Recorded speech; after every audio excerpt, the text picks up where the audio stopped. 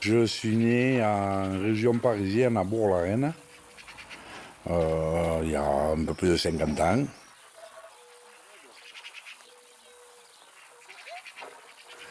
Normalement, je devais naître en Ariège, mais comme je suis né à 7 mois et que mes parents travaillaient en région parisienne, eh bien, je ne suis pas né en Ariège. Ça va te faire une couleur entre les deux. Clair ou plus foncé. Du clair. Clair au jaune. Allez, on va. Celui-là, c'est du blanc. Mon premier souvenir d'enfance, c'est un agneau que j'avais élevé au biberon. Parce qu'il s'était cassé une patte, sa mère le faisait pas téter. Et donc mon grand-père lui avait fait une attelle et moi je l'ai fait téter tout petit pour pouvoir le laisser vivre, quoi. Je devais avoir 7 ou 8 ans. Ouais, 7 ou 8 ans, ouais. Voilà, super. Mes grands-parents étaient des gens durs, mais justes. Il fallait travailler, mais si on travaillait et si on faisait sa part, on n'avait pas à se plaindre. Il y a beaucoup de choses qui n'ont pas à voir avec le travail, mais qui m'ont appris, comme par exemple la chasse, comme certaines recettes de cuisine qui font partie des traditions et que je veux garder, quoi.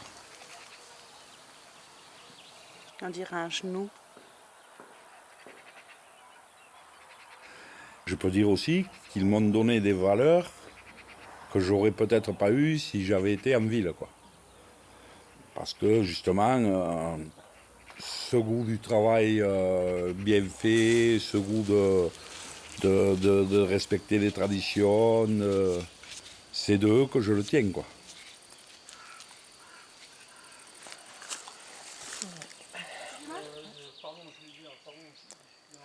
À l'époque, c'était de petites fermes, contrairement à maintenant où il y a des fermes de 200 vaches, 300 vaches. Mais dans les villages, il y avait une entraide qu'on ne retrouve pas forcément aujourd'hui. Par exemple, quand on tuait le cochon, ou quand on moissonnait, ou tout le village était dans une ferme et le lendemain, on passait chez un autre. J'aurais pas pu faire autre chose que de l'agriculture, mais c'était comme ça. On était là, on faisait ça.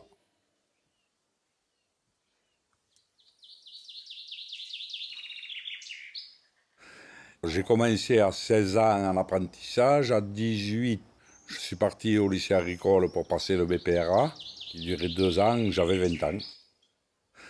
Et j'ai été vraiment à mon compte en 92, à Saint-Martin-de-Caral, parce que c'était le lieu où vivaient mes grands-parents.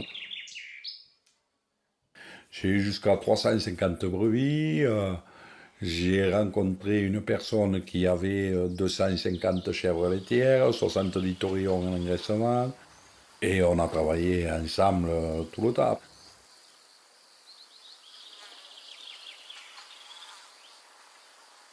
En règle générale, ça commençait tôt le matin, ça finissait tard le soir, mais par contre, ce qu'il y avait de chouette dans ce métier-là, c'est qu'on n'avait personne qui nous commandait à part la nature.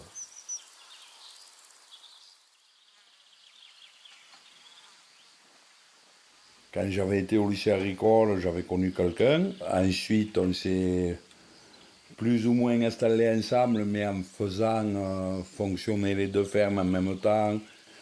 Et donc, moi, je me suis trouvé à une période où il fallait que je fasse fonctionner les deux fermes. Ce qui a fait que je me suis endormi et que j'ai eu l'accident.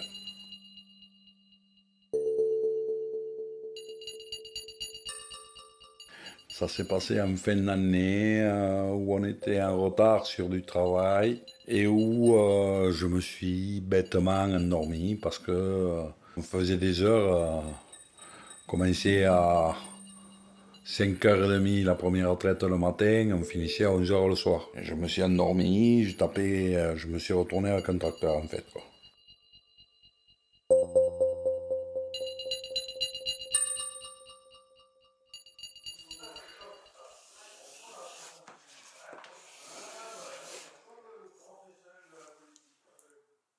Bon, après ça, d'abord hôpital, clinique de rééducation. Le médecin il m'a dit, dans l'état où vous êtes, je ne peux pas vous certifier que vous remarcherez un jour. On était au mois de décembre. Je lui ai dit qu'au mois d'août, je ferai un concours de pétanque à Varilhes. Et au mois d'août, j'ai fait le concours de pétanque à Varilhes.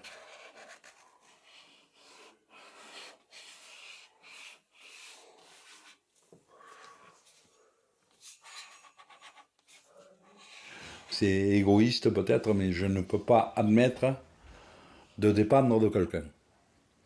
Et il faut que je sois le plus autonome possible. Donc, pour être autonome, il faut avoir un minimum. Il faut pouvoir marcher, il faut pouvoir... Et si on ne peut pas faire ces choses-là, pour moi, c'est très difficile à admettre, quoi. Donc, pour arriver à retrouver cette autonomie-là, il a fallu que je fasse ce qui était nécessaire pour ça, quoi. Et je l'ai fait, et je ne le regrette pas. J'ai quand même la chance de rencontrer des gens qui savaient qu'ils ne remarcheraient pas, qui avaient un courage extraordinaire. Et ces gens-là m'ont fait prendre conscience que pour avoir des choses qu'on considère comme minimales, c'est-à-dire ne serait-ce que pour pouvoir marcher, mais il faut se battre, ça ne vient pas tout seul, quoi. Suite à ça, j'ai été classé en invalidité par la Cotorep, qui a décidé que je ne pouvais plus travailler, enfin en tout cas dans un milieu normal. Et donc j'ai cherché une solution pour pouvoir faire quelque chose sans être dans un milieu de travail normal, si je peux dire. Ça a été de faire du bénévolat, de rentrer dans des associations et j'en suis très heureux aujourd'hui.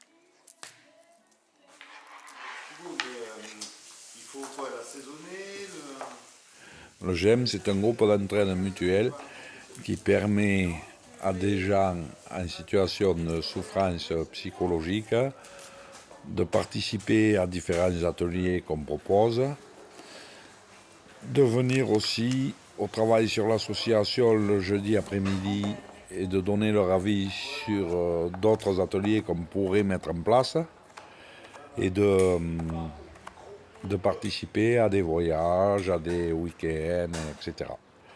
On est en autogestion dans le sens où,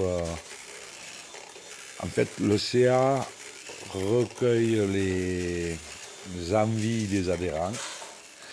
Et quand on a un nombre d'adhérents suffisant qui formulent une demande, on essaye de créer l'activité.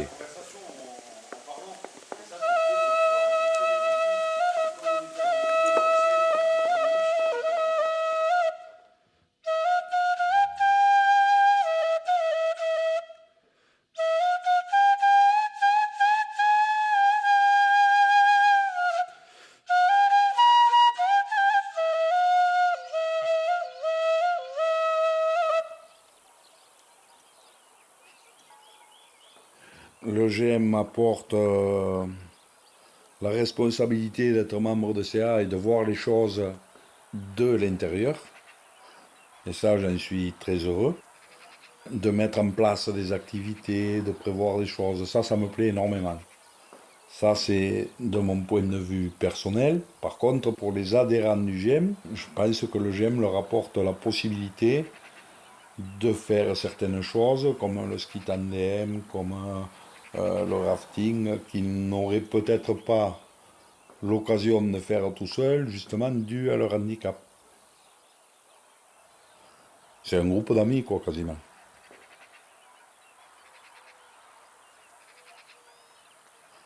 Ce qu'on recherche, c'est de faire beaucoup d'activités le plus extérieures possible. On a fait une exposition de chapeaux, on va travailler sur les sismes, les semaines d'information sur la santé mentale.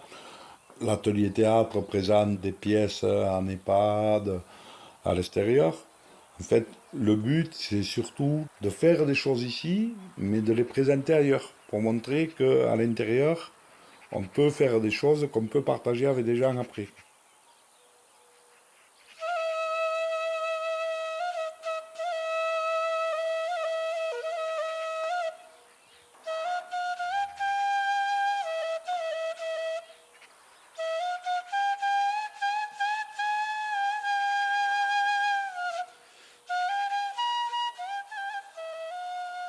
Je dois le résumer en une phrase.